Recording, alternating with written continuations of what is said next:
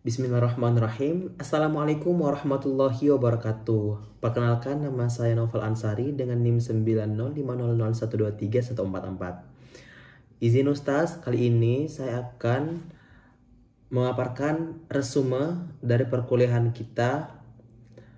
Nah, kali ini saya akan memaparkan resume yaitu inflasi dan pengangguran. Di sini saya telah merangkum 7 poin. Yang pertama ada apa sih definisi inflasi dan pengangguran?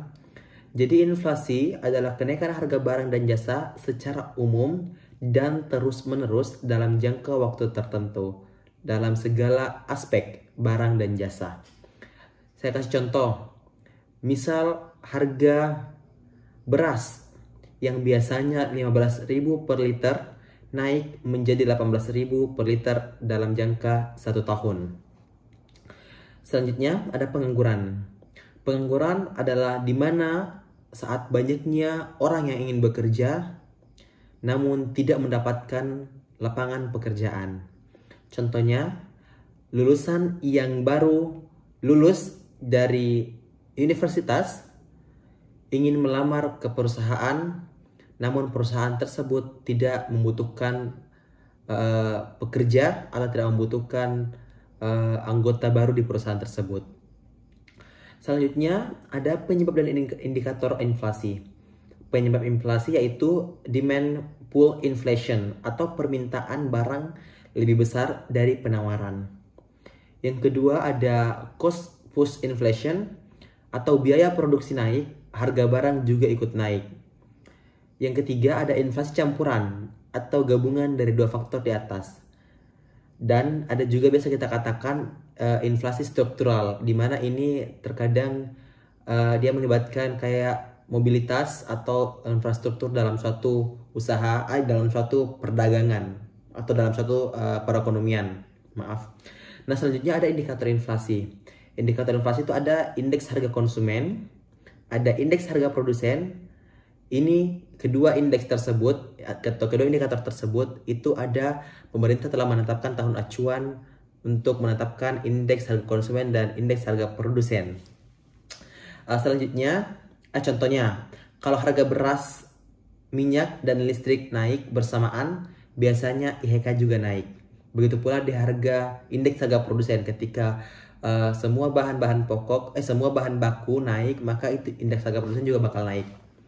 Selanjutnya, dalam Islam, inflasi dianggap sebagai bentuk ketidakstabilan ekonomi yang merugikan banyak pihak, khususnya rakyat kecil dan juga orang-orang yang memiliki ekonomi yang lemah.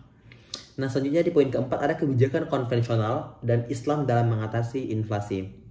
Kebijakan konvensional itu, Bank Sentral menaikkan suku bunga untuk mengurangi jumlah uang beredar. Ini juga sering kita dengar kebijakan moneter dan juga kebijakan fiskal. Selanjutnya ada kebijakan Islam. Nah, kebijakan Islam ini dia bagaimana mengoptimalkan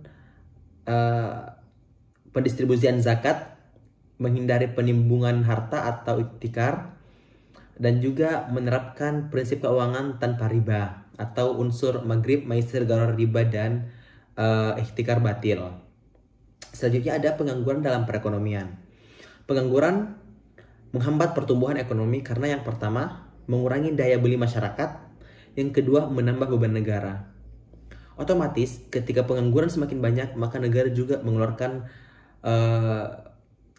uang lebih banyak karena pengangguran ditanggung oleh negara. Artinya dalam artian akan banyak sekali bantuan-bantuan sosial yang dikeluarkan oleh negara.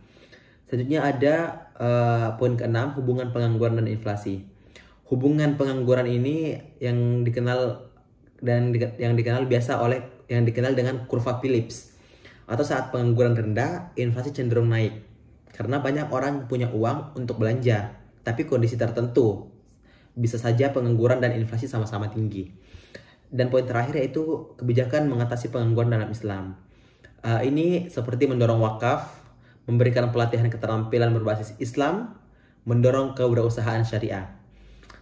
Sekian dari materi inflasi dan pengangguran. Kurang lebihnya mohon dimaafkan. Wassalamualaikum warahmatullahi wabarakatuh.